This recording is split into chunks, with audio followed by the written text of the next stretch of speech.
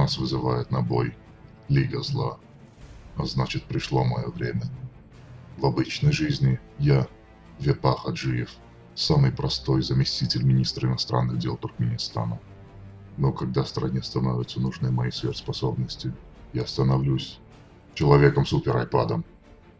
Я обладаю силой внушения, гипноза и сверхчеловеческой наглости. Также я обладаю самой полной базой данных на туркменских активистов и правозащитников. Однако вся моя сила сосредоточена в моем суперайпаде. И если его уничтожить... Впрочем, я увлекся. Злодеи Лиги Зла снова строят свои коварные планы по улучшению ситуации с правами человека. Я должен им помешать.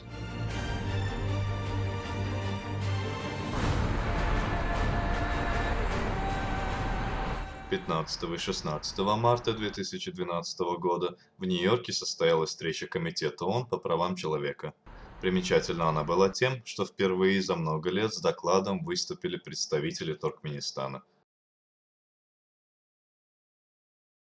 На встречу также были приглашены представители туркменских общественных организаций, в их числе был Фарид Тухбатуллин, который поделился с нами своими наблюдениями о ходе встречи, о представителях туркменской делегации и о самом докладе, который, кстати, должен был быть подготовлен аж в далеком 1998 году. Но все же лучше поздно, чем никогда. Ну вот в данном случае Туркменистан только сейчас соизволил. Наверное, это действительно может быть связано с тем, что как раз вот недавно Бердымухамедов избрался на второй срок, и ему нужно было сделать какой-то реверанс в сторону вот международного сообщества. После публикации отрывков из зала заседания, многие начали сетовать на то, что туркменские делегаты презентовали доклад на русском, а не на туркменском языке. Как оказалось, причина этого довольно проста. Да, естественно, в Туркменистане туркменский язык имеет статус государственного, и было бы, наверное, им проще говорить на своем родном языке. Но дело в том, что в ООН официально как бы используется 6 наиболее, видимо, распространенных в мире языков, и в том числе русский. Если бы они могли говорить по-английски, они также могли говорить по-английски, но, видимо, русский в данном случае, русским они владеют лучше, чем английским. Поэтому в этом отношении, как бы, я считаю, что все нормально, и я не берусь, так скажем, смеяться над тем, что они не всегда правильно выражались на русском. Как умеют, так и сказали. Нет претензий по тому, как они выражали. Есть претензии по тому, что они выражали. Гитлер как будто... А говорили они долго, нудно и совершенно не то, что хотели от них услышать эксперты комитета. Они, в принципе, зачитывали те законы, которые у нас приняты, какие-то статьи из Конституции, какие-то статьи из Уголовного кодекса или Уголовно-процессуального кодекса, но никак не связывали это с реальными фактами и событиями, которые происходят в Туркменистане. Закон, ухудшающий положение гражданина, обратной силы не имеет.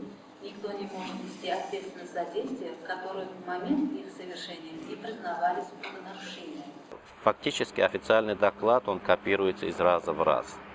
Там каждый раз говорится, что в Туркменистане бесплатная вода, бесплатная соль, и это хорошо, например, для женщин, или для детей, или там еще для кого-то. Жить, как говорится, хорошо. В нормальных странах к этому докладу, к официальному, привлекаются эксперты международных организаций или общественных объединений из страны. В Туркменистане, к сожалению, такой практики нет, и доклад полностью был составлен правительством. Столь низкое качество доклада не стало чем-то новым для членов комитета. Руководитель Института демократии, она очень долго и нудно читала чуть ли не всю Конституцию и все законы. В конце концов, ее один из членов комитета прервал.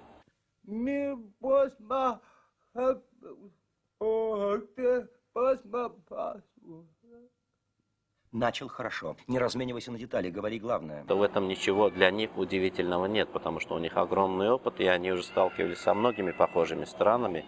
И они говорят, что обычно все тоталитарные страны, где нет демократии, они представляют доклад именно в такой форме. А вопросов у экспертов накопилось очень много.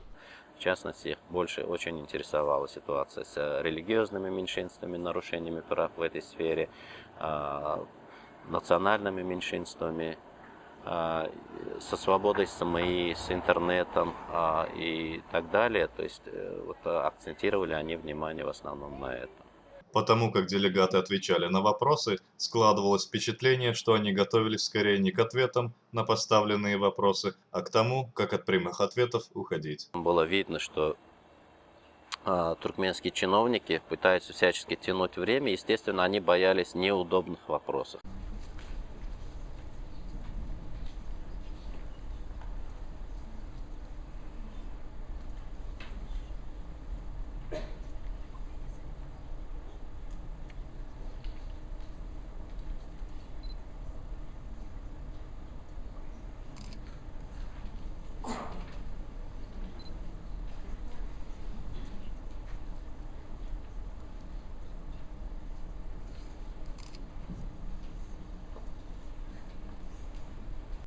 Несмотря на то, что в составе делегации был заместитель министра иностранных дел, самостоятельно отвечать на вопросы им не позволили. И также были два молодых человека, которые, видимо, были ассистентами. Они в реальном времени поддерживали связь, видимо, с МИДом, потому что у одного из них был компьютер, он сидел сзади, так скажем, получал, видимо, оттуда указания. И, например, говорил, вот на это надо отвечать, вот на это не надо отвечать. Пару раз она забывала выключить микрофон, и, в принципе, мы это слышали. Но как бы представители Туркменистана не старались замять неудобные темы, на некоторые вопросы ответить им все-таки пришлось. В каких-то случаях они действительно говорили правду, в каких-то случаях они пытались ввести в заблуждение или просто напрямую врали. Туркменистан в Туркменистане есть много средств доведения информации о происходящих событиях в международном сообществе. Вы прочитайте комментарии, которые дают жители Туркменистана. Они дают эти комментарии в различных сайтах, в том числе и сайтах различных организаций. Здесь, я думаю, мы также по возвращению через ресурсный центр, через наши средства информации обязательно доведем. Конкретно блокирование сайтов вы можете нам объявить, и мы можем на этих вопросах конкретно ответ давать. Но по блокированию сайтов у нас в Туркменистане вот такой ограничение не ведется, но, конечно же, для воспитания молодого поколения, для воспитания детей у нас, конечно, ограничение ведется вот, блокирование сайтов, где передается материал порнографии. Поэтому в этом отношении мы такой порядок можем ввести. Но в общем блокирование сайтов из-за какой-то информации у нас таких ограничений не существует. Гульсапар Мурадова, находясь под следствием, покончила жизнь самоубийством, оставив предсмертную записку. Было проведено медицинское освидетельствование путем вскрытия с участием представителя ОБСЕ, подтверждающий факт самоубийства. Факт ненасильственной смерти подтвержден представителем посольства страны, назвать которую без ее согласия я бы не хотел. Заместитель министра говорил о том, что у него есть супер iPad, в котором есть все данные на общественных активистов. И когда звучали такие выражения, те, кто присутствовал в зале и не знал по-русски, они оглядывались на нас, пытаясь найти подтверждение, правильно ли они поняли. Они боялись, что, может быть, переводчики перевели не совсем так, как было сказано. И мы их успокаивали, что, в принципе, да, переведено правильно, так и было сформулировано это мнение. Потом уже в перерыве к нам подходили и говорили, ну, такие вещи вообще-то мы понимаем, что так и у них есть, но зачем это нам говорить? Члены правительства должны такие вещи скрывать. Они не должны говорить на весь мир, что как бы вот такие данные имеются. То есть фактически подтверждая то, что они все отслеживают. И, конечно, фразы заместителя министра иностранных дел о том, что на Востоке существуют законы, но существует и практика, это было неким откровением. Мне, как гражданину Туркменистана, например, было очень стыдно вот за них, хотя я уже много лет являюсь оппонентом этой власти, но настолько, скажем так, неграмотное построение выступлений, настолько непродуманная тактика выступлений, что было очень-очень неприятно и обидно за них. Не обошлась встреча без курьезных моментов. Один из членов делегации затем снимал нас. Мы снимали их, чтобы показать это все нашим, так скажем, зрителям. А для чего снимали они? Я сомневаюсь, что они снимали, чтобы показывать нас по туркменскому телевидению. Скорее всего, адресаты были другие.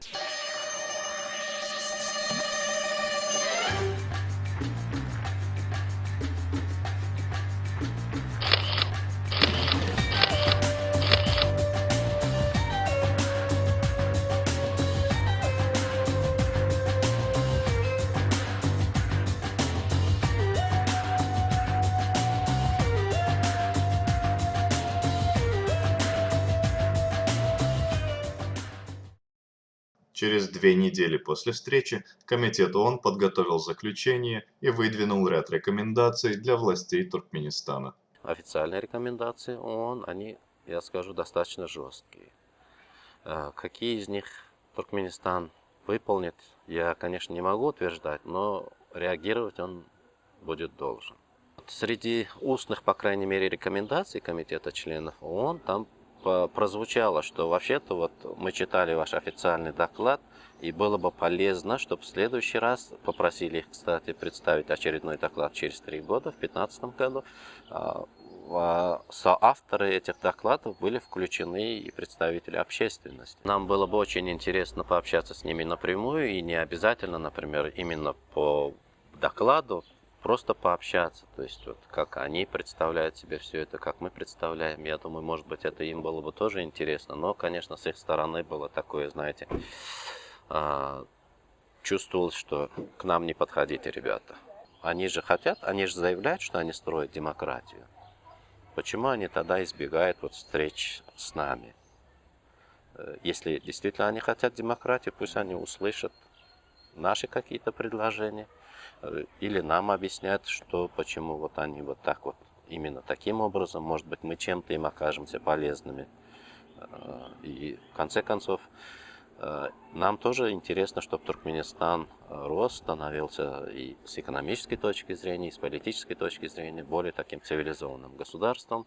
И люди в Туркменистане могли как бы свободно выражать какие-то свои мнения, читать любую прессу, выезжать из страны в любое время, возвращаться туда без никаких проблем. И я думаю, население от этого бы только выиграло. Я смог остановить врага. На этот раз. Но через 3 года они снова вернутся. Я буду готовиться.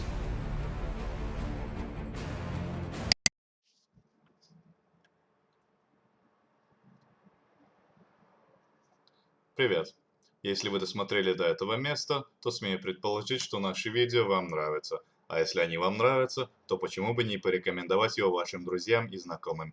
Пожалуйста, давайте ссылки на наши видео в ваших социальных сетях, подписывайтесь на наши каналы, ставьте плюсы, ставьте лайки. А если вы сможете это видео скачать и распространить в Туркменистане, то за это вам отдельное человеческое спасибо. Скачать видео можно по ссылкам, которые вы видите внизу.